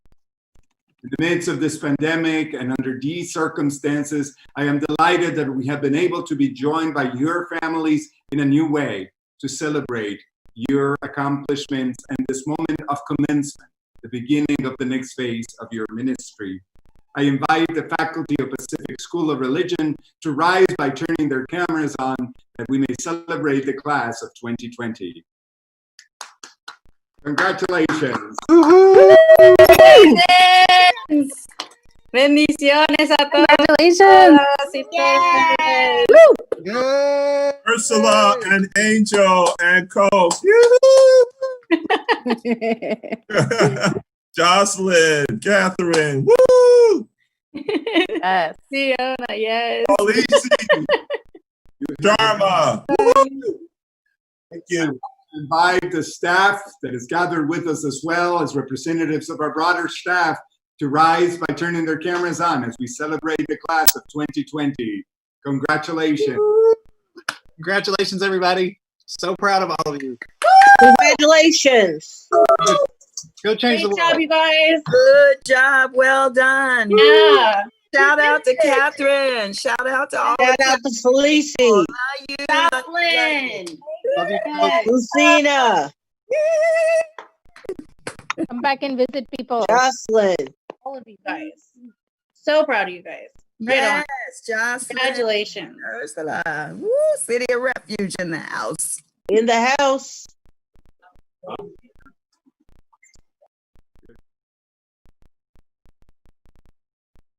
To the graduating class of 2020, this talk comes to you as a three-way conversation in hopes that our hearts may touch yours today. Dear class of 2020, like yourselves, I was also due to celebrate my graduation from the PhD program this spring. So I would like to acknowledge that these times are full of complexities, losses, mourning, sadness, and impossibility. And I stand in solidarity with you. We are surviving a global pandemic. No other graduating class at PSR has ever lived through anything like this. We don't know what will be the toll of these times on our bodies, our spirits, our communities, our environments, and all our relations. We are living between the shadow of the now and the possibility of our dreams for tomorrow. Like Ansaldúa puts it, we're living in a moment of neplanta, mientras la sombra y el sueño. The exercise of remembering is important in our academic trajectories, and it could help us bear this moment. Let's face it, navigating cis-het patriarchy, sexism, colonialism, racism, capitalism, white supremacy, phobias, traumas, violence, and so much more is shattering. And yet, we must remember those shadows in order to also name how far we have come, what we have conquered, our desires and dreams for the future. What were the communities, the bodies, the relationships, the fragrances, the shared meals, the cries, the pleasures, experiences, ancestral wisdom, familial bonds with your kin, acts of kindness, places, generosity that were extended to you in this journey? Which authors, artists, art forms, theories, classes, professors kept your heart pulsating all of these years, your curiosity and your wonder alive? These people and places and being and moment and memories have inscribed within your and our skin invaluable body knowledge of how to reinvent existence and resistance one breath deeper. They are witnesses and can function as blueprints of how to imagine, to build, and create worlds where none seem possible. These memories afford us the ingredients to create an alchemy of expending, rehearsing, confabulating about our spaces and possibilities for action. I believe we are charged with this responsibility today to conjure up a new life where there seems to be no possibility for it.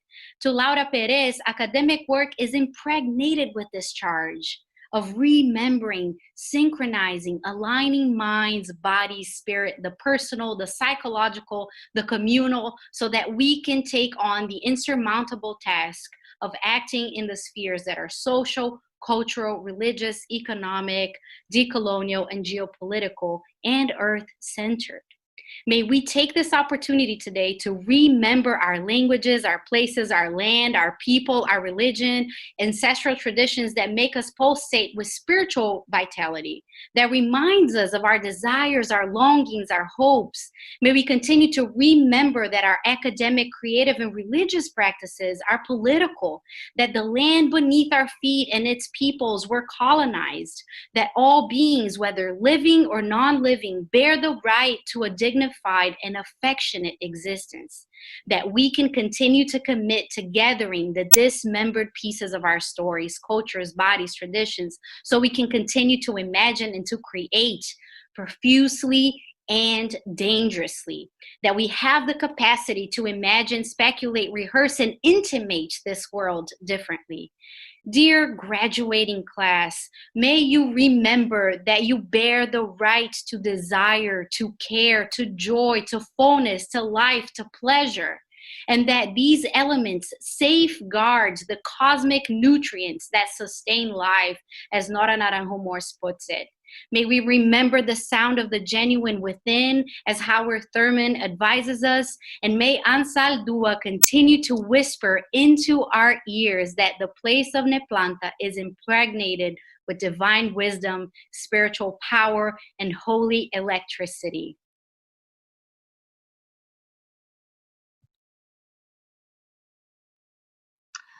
Who would have thought that 3 months ago, our lives would be changed forever? That the term gone viral would mean something totally different? Who would have thought that after March 19th, the thought of seeing someone's entire face in public would become a distant memory? That masked faces would become the new normal? That eyes would meet across shopping aisles? Who would have thought that human voices would become so silent that we would finally hear the earth sing to us? And who would have thought that this pandemic, caused by this invisible, discreet, and almost beautiful-looking virus, would bring the entire world to her knees?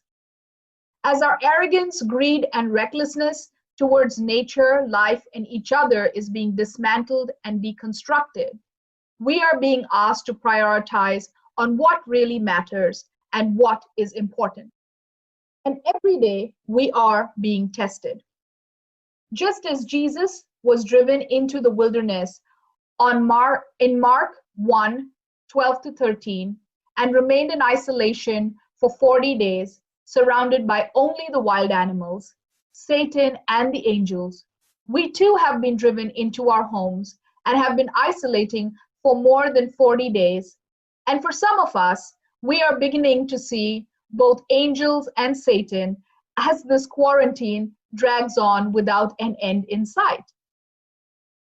Wilderness in the Bible is a fascinating place. For example, the Hebrew scriptures mentions wilderness 245 times, while the Christian scriptures mentions it 35 times. The wilderness is also a liminal space, or as Gloria Anzaldúa calls, Neplanta, an in-between space caught between the habited urban and rural spaces and the uninhabitable lands where the dead are buried.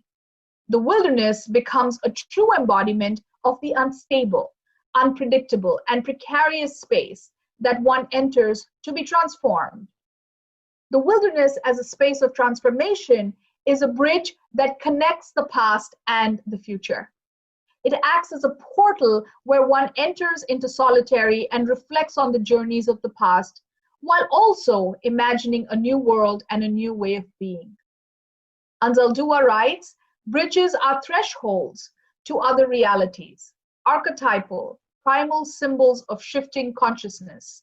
They are passageways, conduits, and connectors that connote transitioning, crossing borders, and changing perspectives. In the last 3 months, each of us has entered into our own wilderness. This pandemic has forced us to not only be isolated, but has also challenged us to change our perspectives while remembering the past and awakening our consciousness to envision a new future. In her essay, The Pandemic is a Portal, Arundhati Roy writes, historically, pandemics have forced humans to break with the past and imagine their world anew. This one is no different. It is a portal, a gateway between one world and the next. Jesus enters the wilderness, a portal of sorts, that connects one world to the next and emerges from this liminal space with a new fervor to serve his community and his people. He teaches, heals, and most importantly, retreats back into solitary and prays.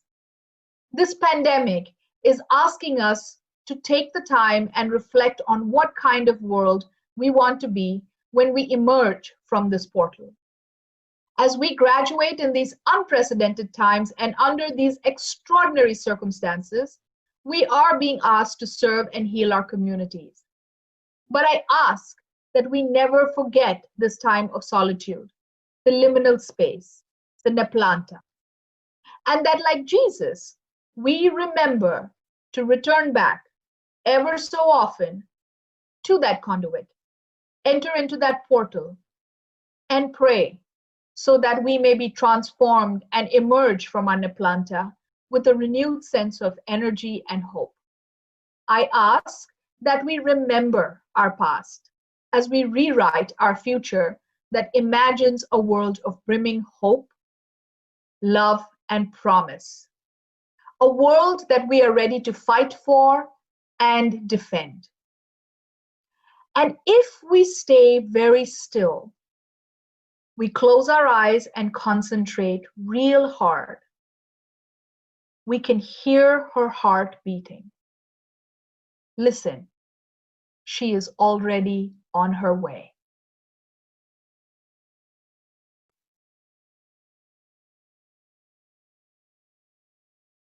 Where will you go from here?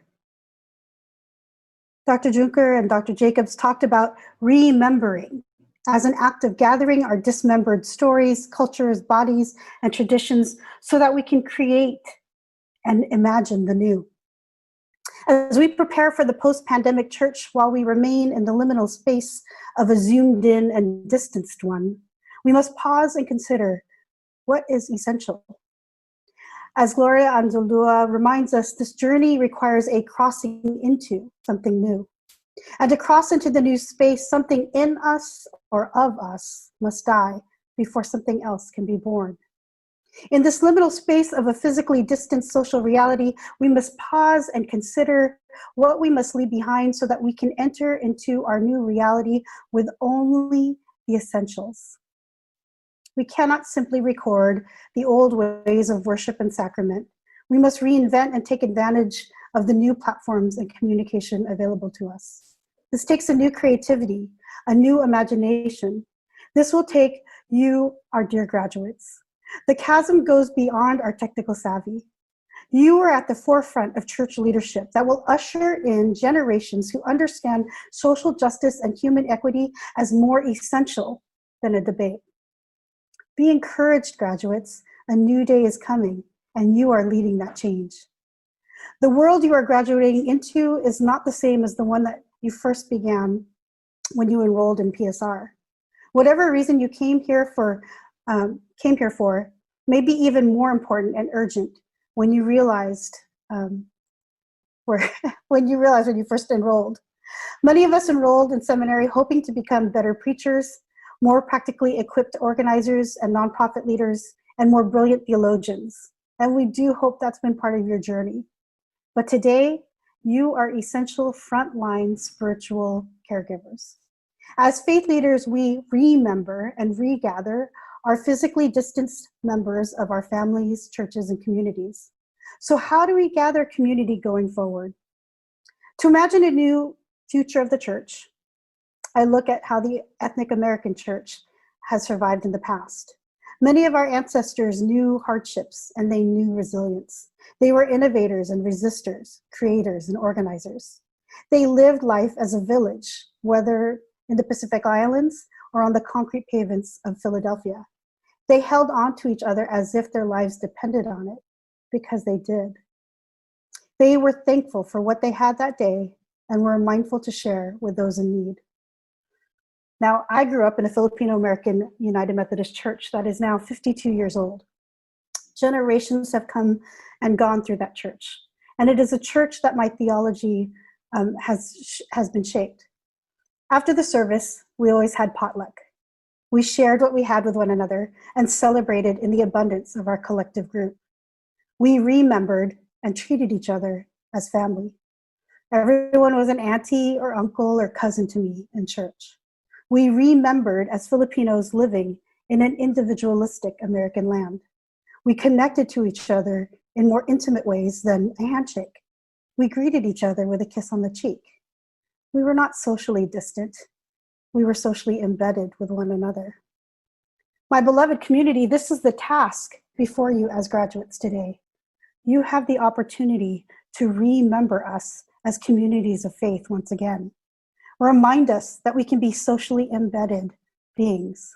Remind us how to be the beloved community We have a chance to cross the liminal space into a world where we can, with permission, hug each other once again, maybe greet each other with a kiss on the cheek, and hold each other's hands in solidarity. We are positioned in the liminal space of a bridge between the world we once knew and the post-pandemic world to come.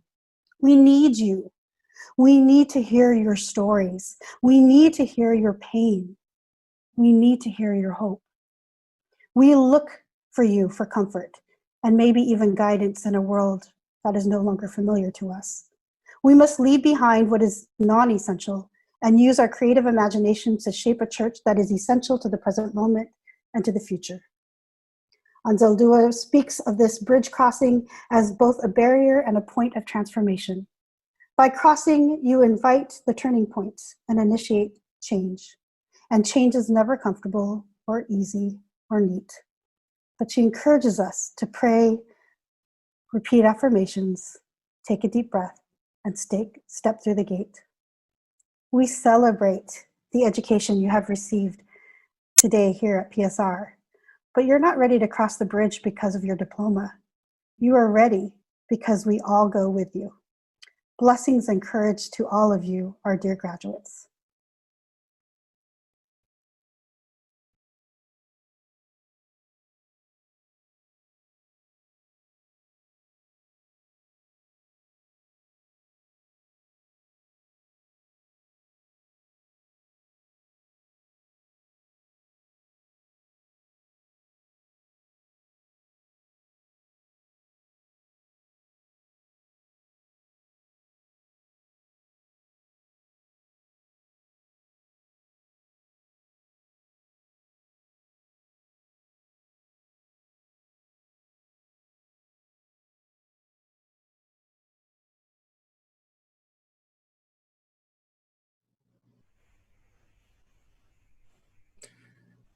As we bring to a close the 153rd commencement exercises of Pacific School of Religion, on behalf of the Board of Trustees, I would like to extend our very best wishes to the graduating class of 2020. The conclusion of your journey comes in an unprecedented time in our world, and we cannot help but believe that each of you has been formed for just such a time as this. We believe that your visions of spiritually rooted leadership, expressed through ministries of justice, compassion, and service, will transform the world, and we are proud to send you forth as alumni of Pacific School of Religion. You join a distinguished community of alumni committed to becoming our visions, seeing beyond 2020. We are particularly grateful for the continued leadership of our President, David Vasquez-Levy, and our Academic Dean, Susan Abraham, and a remarkable faculty and staff. With the close of this academic year, we bid farewell to Dr. Jay Johnson, Professor of Theology and Culture and Academic Director of Ignite Institute, who has accepted a call to serve as the next rector of All Saints Episcopal Church in Saugatuck, Michigan. We also express our appreciation to Dr. Randall Miller, who served this last year as Faculty Associate for United Methodist Studies, Ethics, and Leadership. Earlier this month, we welcomed Brian Chung as Executive Director of Ignite and Faculty Associate in Social Entrepreneurship and Innovation. And during the fall 2020 semester, we look forward to welcoming Dr. Aziza Young as Assistant Professor of Practical Theology and Pastoral Care, as well as to welcoming back Associate Professor of Christian Worship and Director of Worship Life, Dr. Sharon Finema, who will be returning from sabbatical leave. We note with sadness the passing during the past year of several members of our extended community acknowledged in our program, including former Vice President for Development Richard Tyson Shellhays, distinguished alumni Bonnie Bonetti Bell, and Frederick H. Talbot. We also received word of the passing just this week of former staff member Stephen Mercy Peel, who served in housing and is the first face of PSR in reception for many years. We are thankful for the following members of the Board of Trustees who have completed their terms of service: Student Trustee Jude Johnson, Jennifer Martinez, Connie Mitchell, and Stan Watson. We are also delighted to welcome to the board Rick Chun and Student Trustee William Martin. This brings to a close our 153rd commencement exercises. We will reconvene for the new academic year on September 8th, 2020. May God bless Pacific School of Religion, and may God bless our entire world.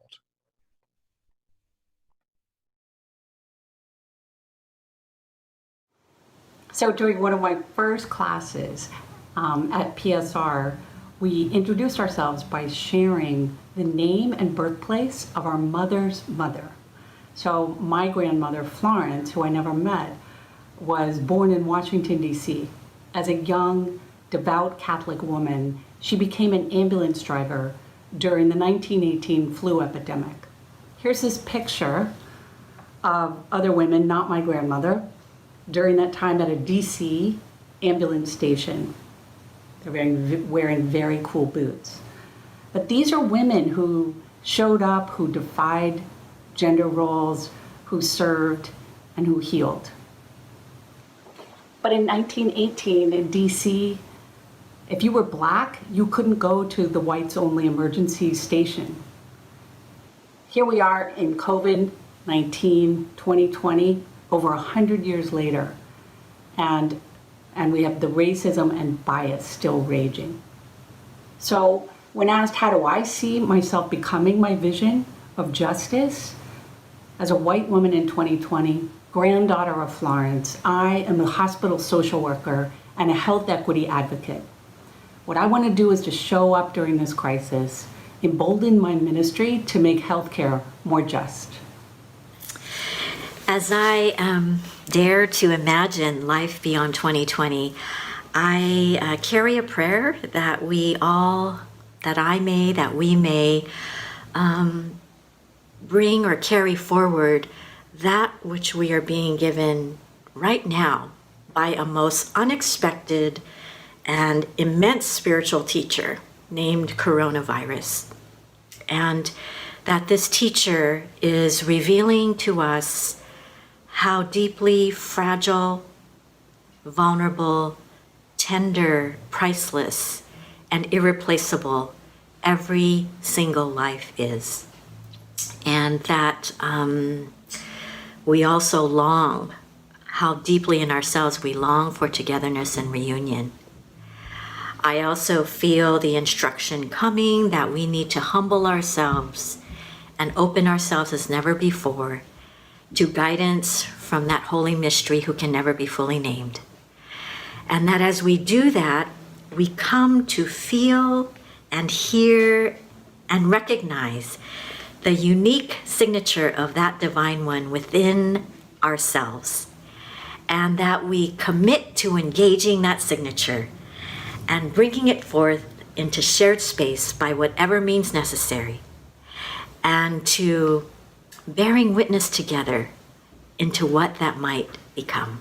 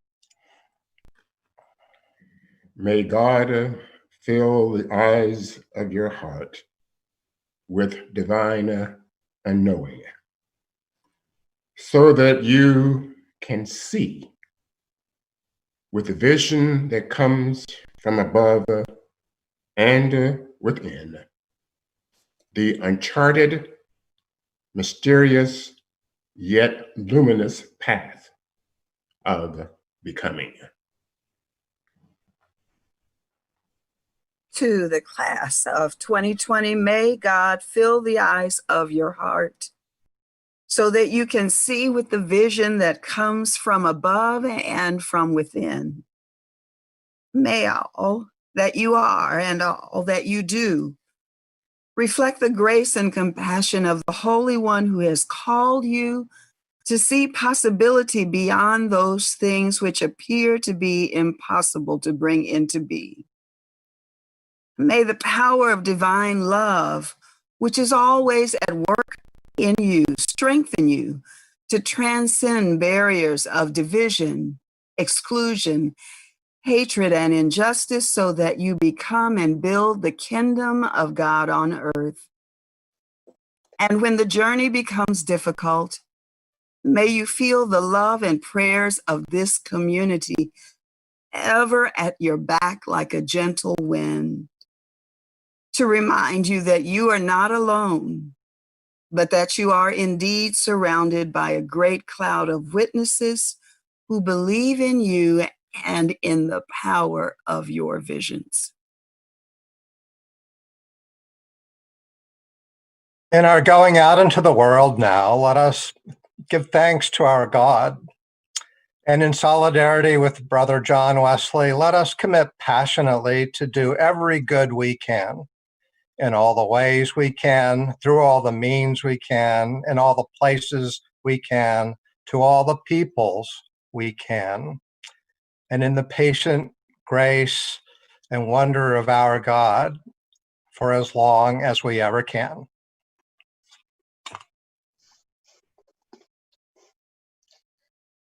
To the class of 2020, as this chapter of your life closes, I ask the divine, by divine's many names, to give you success, not the success of the world, but of the spirit.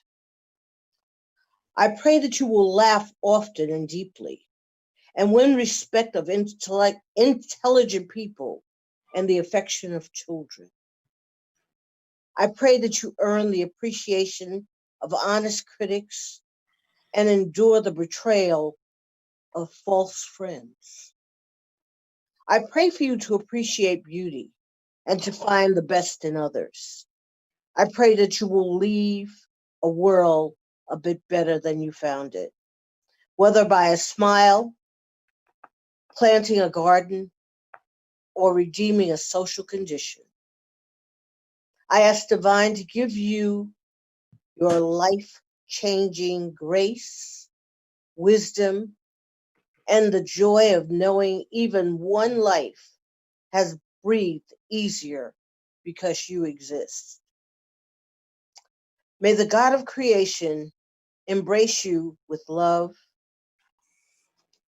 embolden you with life, and truly bless you. May you have the power and the will to fill the world with justice. May divine touch your life with blessings beyond your understanding or expectations. May you go into the world with joy, peace, love, and the power to move this day forward. In Jesus' name. Beloved ones of the Holy One, as you make a beginning of this ending, may your knowing be undone. May mystery confound your understanding. May you find a home in the questions that brought you here and that lead you forth. May the sound of God's name spill from your lips as you have never heard it before.